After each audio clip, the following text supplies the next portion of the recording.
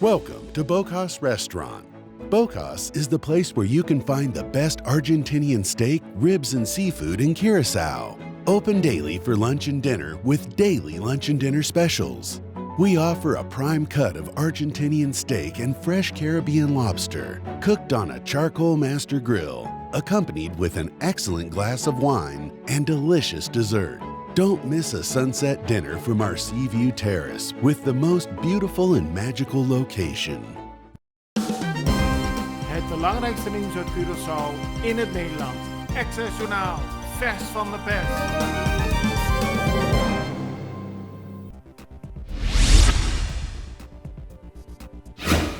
De winnaar van de parlementsverkiezingen op Curaçao en beoogd minister-president Kilmar Pik Pisas is vanochtend opgenomen in het ziekenhuis. Pisas is leider van de MFK. Hij is vanochtend in zijn huis uitgegleden en heeft daarbij zijn hoofd verwond. Hij heeft veel bloed verloren en werd met spoed naar het ziekenhuis gebracht. Pisas is opgevangen bij de eerste hulp waar ze een CT-scan hebben gedaan van zijn hoofd. Hij blijkt geen interne bloedingen in zijn hoofd te hebben, wel bloedstollingen. Daarop is besloten hem 24 uur ter observatie te houden.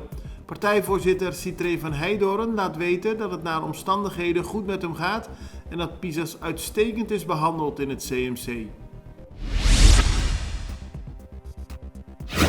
4 dagen na de parlementsverkiezingen op Curaçao heeft gouverneur Lucille George Wout gisteren 2 informateurs gevraagd een onderzoek te doen naar een kabinet dat recht doet aan de verkiezingsuitslag.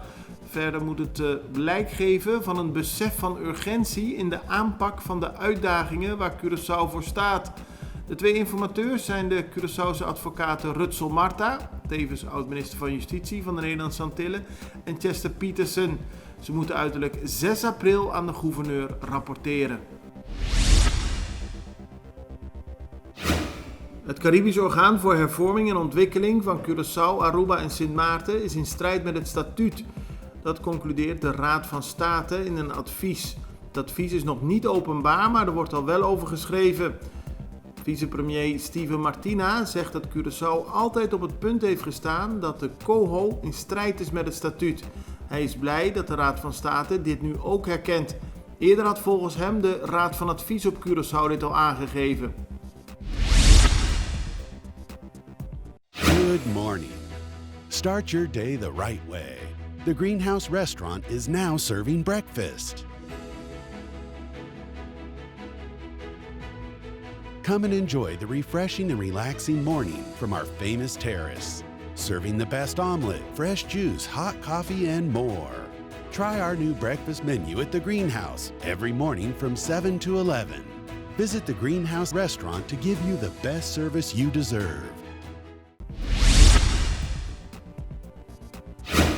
Onderwijsvakbond Doen is het niet eens met het feit dat de scholen vandaag open zijn, terwijl de rest van het land in lockdown is. Dat zei voorzitter Marbella Filippa gisteren tegen de Extra.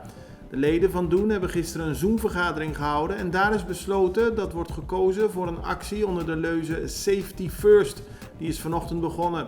Met de actie kiezen de leden volgens Filippa voor veiligheid eerst, veiligheid voor alle families, alle leerlingen en alle docenten. Dat is belangrijker dan een open school, aldus Filippa. Curaçao zit in lockdown vanaf vandaag en de directeur van de dienst Communicatie en Voorlichting, Maharo Isenia, benadrukte dat op woensdag alleen maar auto's de straat op mogen met een nummerplaat dat begint met S, T, V, X of Y. Openbaar vervoer rijdt tot 9 uur 's avonds.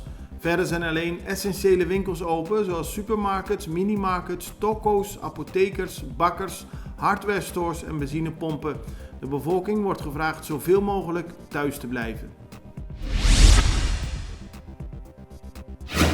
Bij minimarkt Aquasol aan de Camina Vladimir Coco Valentin vond begin deze week een ernstig ongeluk plaats. Een pick-up reed de winkel binnen en daarbij raakten verschillende mensen gewond, waaronder leerlingen van de nabijgelegen Marnix College. De eigenaar heeft direct daarop maatregelen genomen. Zo heeft hij ijzeren paaltjes in beton gegoten, zodat in ieder geval niet meer een auto zijn winkel binnen kan rijden.